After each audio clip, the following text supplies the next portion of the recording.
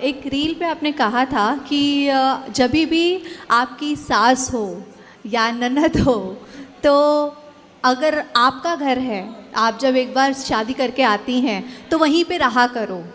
कुछ भी हो जाए, भले ही कुछ भी हो जाए, कितना भी परेशानी झेलो, लेकिन आप वहीं पे रहो, उनके छाती पे मूंग दलो, जैसा कि आपने कहा था।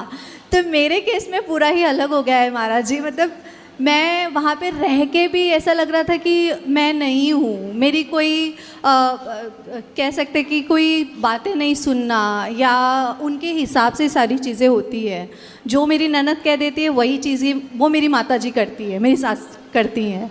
तो उस केस में मुझे क्या करना चाहिए? मैं बहुत ही उस चीज़ को लेकर परेशान। ननद की अभी तक शादी नहीं हुई? जी नहीं महाराज जी, वो भी मेरे सेम एज की ही है। फटाफट उसकी शादी कराओ। वो कर ही नहीं रही है ना महाराज जी, वही तो दिक्कत है। तो वो साधु बनाओ फिर भेजो वृंदावन। जाओ सन्यास। तो वो साधु बनाओ फिर भेजो वृंदावन। जाओ सन्यास लो, घर में काहे खकल रही हो सबको।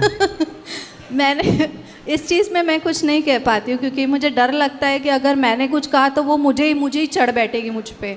नहीं, आप कहना भी मत, लेकिन उनकी जल्दी से जल्दी लड़का बढ़िया देख के शादी ब्याह कराओ, विदा करो। समय से लड़की विदा हो जाए तो बढ़िया है। आप ही उनको कुछ कह दीजिए कि कुछ ऐसा हो जाए, क्योंकि उनको तो काफ़ी फोटोज, मैं तो बात नहीं करती उनसे, लेकिन क्यों? खट्टी चल रही है। काफ़ी कुछ उथल पुथल हो चुका है महाराज जी। तो सासू माँ से भी हो चुका है उसी के चक्कर में, लेकिन मेरा मन नहीं मानता महाराज जी। मैं चाहती हूँ कि मैं एक साथ सबको लेके चलूँ, बट मैं कुछ कर नहीं पाती।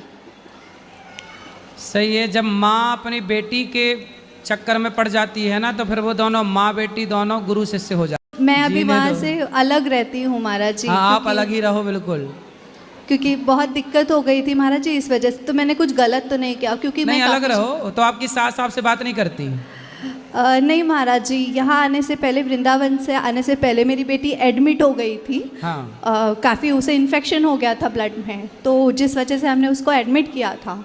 तो उस समय में वो आई थी, वो जो भी जेवरात चढ़ाए थे शादी के समय, वो सारी चीज़ें उन्होंने मांग ली महाराज जी। अच्छा, मांग के चली गई? हाँ जी। तो आपने दे दिया?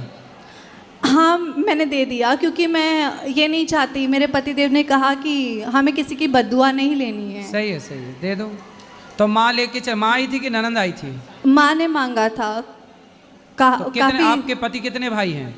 2 भाई हैं महाराज। तो उनके पास एक भाई रहते हैं माँ के नहीं, हम ही रहते थे महाराज जी उनके साथ। तो दोनों भाई अलग, केवल माँ बेटी रहती हैं? जी। और जी। अच्छा,